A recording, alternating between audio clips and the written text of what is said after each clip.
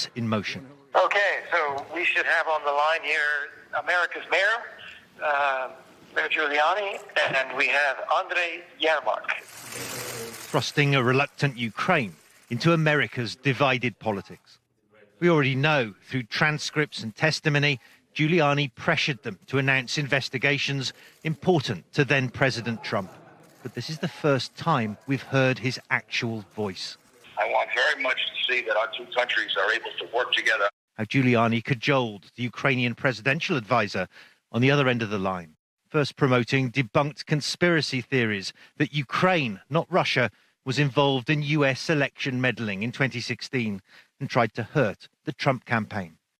Way back in last November, I got information from a reliable investigator, international investigator, that there was a certain amount of activity in Ukraine during the 2016 election that involved Ukrainian officials and Ukrainian mostly officials being asked by our embassy and possibly by other American officials. Basically, I mean, the statement was to produce dirt on then candidate Trump and Paul Manafort. By the time of the call in July 2019, Joe Biden had already emerged as the Democratic Party's frontrunner to challenge President Trump. And digging up dirt on Biden, like the unfounded allegations of corrupt dealings in Ukraine when he was vice president, had become a priority for Trump and his long-time advisor. Throughout the roughly 40-minute call, Giuliani repeatedly pressed the Ukrainian leadership to publicly announce investigations into this too, something that would have undoubtedly benefited Trump's re-election campaign and damaged candidate Biden. Listen to how Giuliani sets out what's required. And all we need from the president is to say, I'm going to put an honest prosecutor in charge. He's going to investigate and dig up the evidence that presently exists, and is there any other evidence about involvement of the 2016 election? And then the Biden thing has to be run out. I don't know if it's true or not. I mean, I see him bragging about it on television. And to me as a lawyer, it sounds like a bribe. Somebody in Ukraine's got to take that seriously. In the Ukrainian presidential office, they took it very seriously.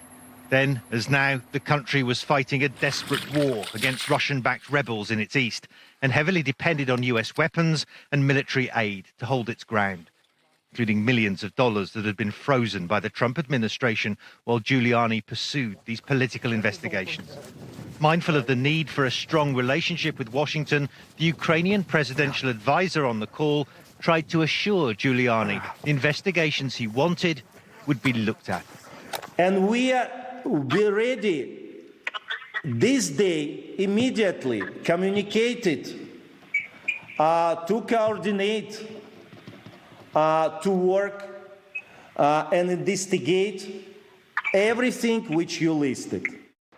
But privately, Ukrainian officials say they were alarmed at being sucked into American politics, especially when Giuliani repeatedly suggested compliance would open the door to closer US-Ukrainian ties, even a presidential meeting, undermining the former US president's assertions that he never sought political favors from Ukraine to secure US support, so-called quid pro quo. I want nothing. I want nothing. I want no quid pro quo. Now we can hear Giuliani set out his offer. So if he could make some statement at the right time that he supports a fair, honest law enforcement system and that these investigations go wherever they have to go, it's going to be run by honest people, that would clear the air really well. And I think it would make it possible for me to come and make it possible, I think, for me to talk to the president and see what I can do about making sure that whatever misunderstandings are put aside. And maybe even, I kind of think that This could be a good thing for having a much better relationship where we really understand each other. To my factual knowledge, they approached numerous... One former Ukrainian official who was listening in on the call understood all too well.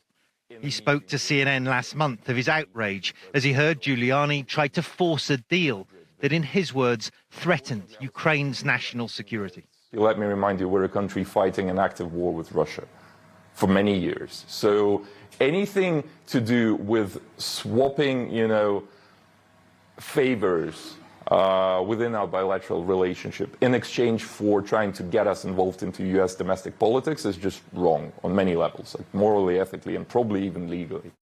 By call's end, the Ukrainian side seemed to understand exactly what President Zelensky of Ukraine was expected to do to keep Washington on side. And on the call, at least, they agreed. I'm sure that Zelensky will say that, yeah. Yeah, good. Second, Boy, that would, believe me, Andre, that would be good for all of us. Giuliani has denied any wrongdoing in Ukraine and says he was just trying to help his personal client, Trump.